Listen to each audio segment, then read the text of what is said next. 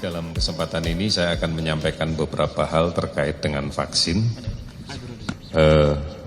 upaya kita untuk mendapatkan vaksin, kemudian rencana kegiatan vaksinasinya.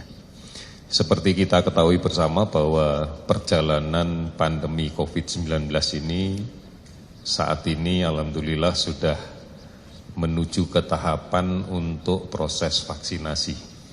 Setelah beberapa lama atau tepatnya sejak Desember kita mengawali dengan mengetahui penyebabnya apa, kemudian mempelajari dengan detail tentang virusnya itu sendiri, tentang bagaimana penularannya, tentang bagaimana merumuskan obatnya.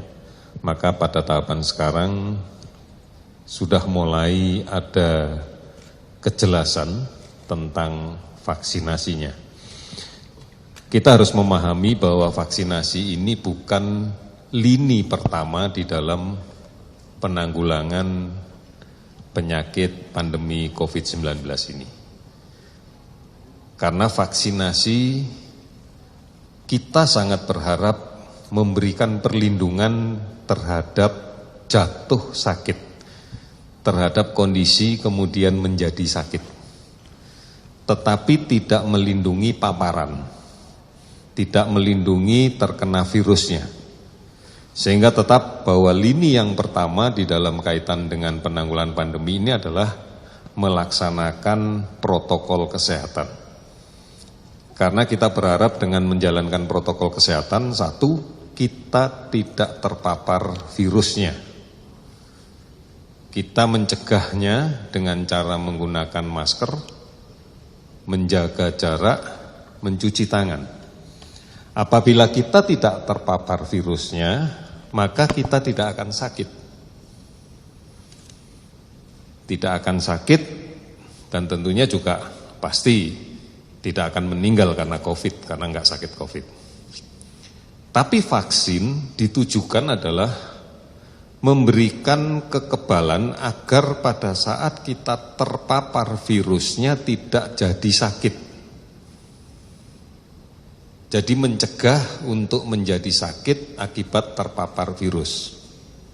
Sehingga adalah lini kedua, tetapi tidak membebaskan kita dari kemungkinan terpapar. Nah, ini perlu dipahami betul oleh seluruh masyarakat bahwa sekalipun telah divaksin, maka menjaga agar tidak terpapar dengan tetap menggunakan masker perlu dilaksanakan. Karena kalau tidak, maka mungkin di dalam tubuh kita akan kebal terhadap penyakit ini, tetapi kita masih bisa terpapar virus. Yang menjadi permasalahan adalah apabila kemudian virus yang ada di tubuh kita ini tertular atau menularkan kepada orang lain yang belum divaksin. Ini gambaran yang sudah ada sekarang bahwa hampir 80% kasus konfirmasi positif dari pemeriksaan ini menggambarkan bahwa 80% dari orang yang terpapar virus ini tidak jatuh dalam kondisi sakit yang ditandai dengan tidak ada gejala. Nah, apabila kemudian orang ini berada di tengah-tengah masyarakat yang tidak menjalankan protokol kesehatan dengan baik, tidak menggunakan masker, tidak menjaga jarak, tidak mencuci tangan, maka ini akan menular kepada orang lain. Nah, manakala orang yang tertular itu memiliki imunitas yang lebih rendah, karena ada faktor komorbid, karena usia dan sebagainya, maka akan masuk dalam fase jatuh sakit. Oleh karenanya dipahami betul, vaksin tidak boleh dianggap sebagai penyelesaian akhir dari pandemi ini.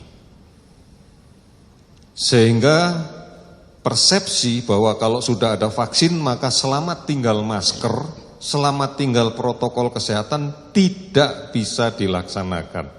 Ini persepsi yang salah.